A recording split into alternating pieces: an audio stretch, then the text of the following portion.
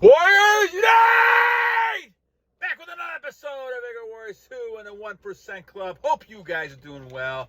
I know some of you guys like that intro. I hope you guys are having a great evening. It's Sunday evening, God's Day. Hope you guys are conquesting everything around you, including yourself. And hope you guys are doing well and making yourself the best person you can. Excellent person, spiritually, mentally, and physically.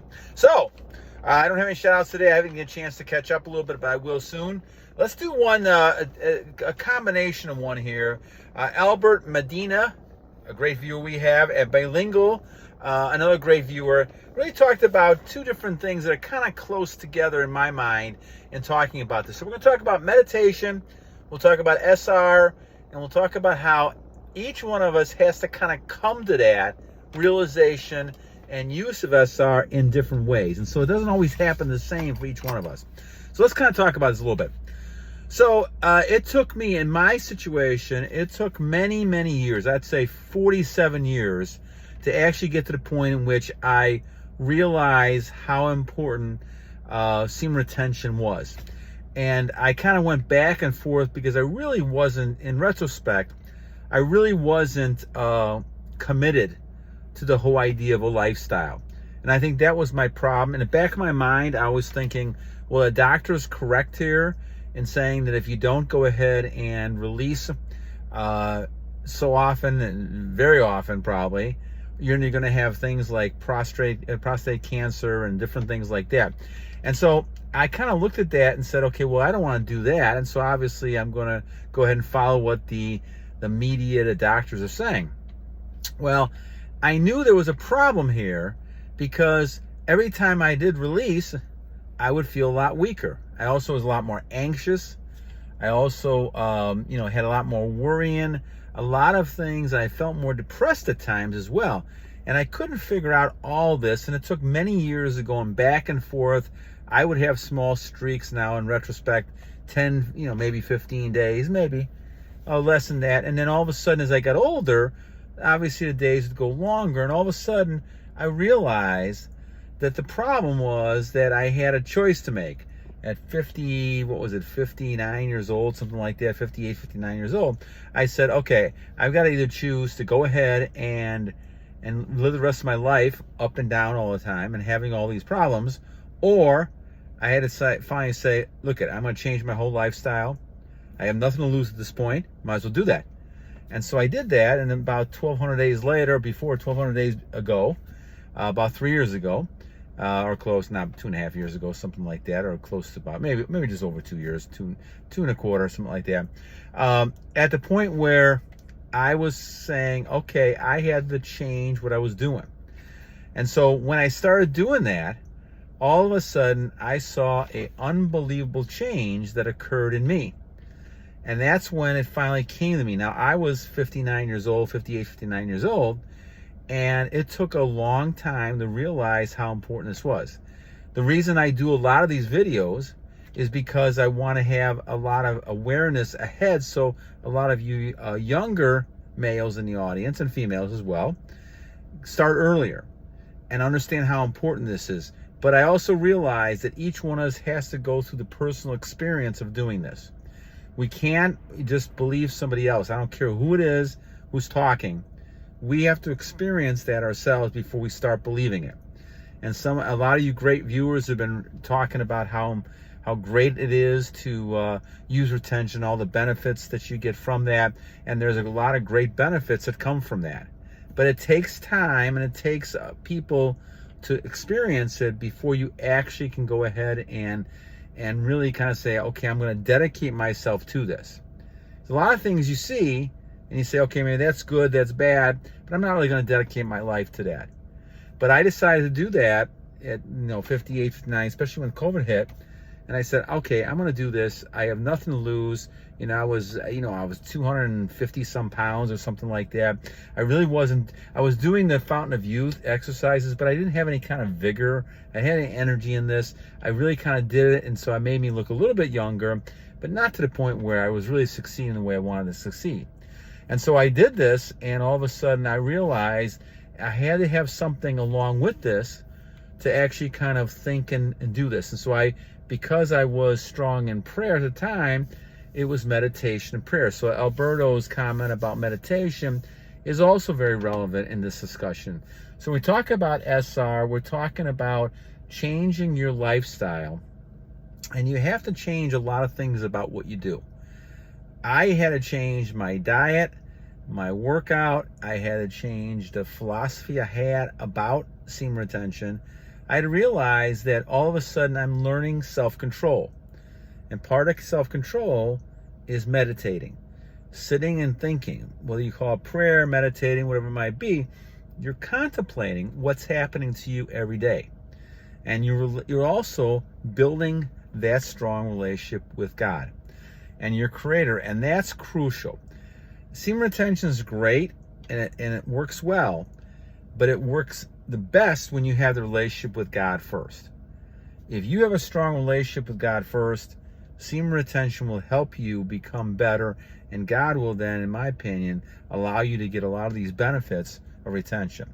I am so grateful to the Lord for all the things that He has given me and insights that He's given me. And so that's why I do a lot of these type of broadcasts, because, monetarily I'm getting nothing for this. I want to basically kind of share information so it can help other people, and especially a lot of younger males who I work with all day long in the high schools and colleges, to try to understand that to be a masculine male, to be a strong male, you have to be able to control yourself first. And that's what God has always told us. You need to have self-control. This is where temptation can play into you if you don't have self-control. All you got to do is look at all the people out there who succumb to all kinds of temptation, whether it's drugs, alcohol, gambling, overeating. All these things go into effect because you're not really controlling yourself. And warriors, that's the key to being successful.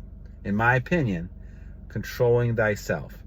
And so meditation is a big part of this, because you have to be in a state where you can kind of reflect, analyze, talk with God, so you know when temptation's around and how to handle that.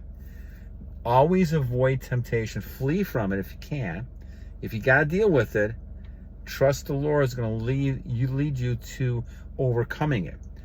But once again, you have to have that direct communication first. And so to my mind, that's where a lot of this starts. Now, I know a lot of people in the audience, they may not have a strong belief in God. Okay? That's fair enough right at this point.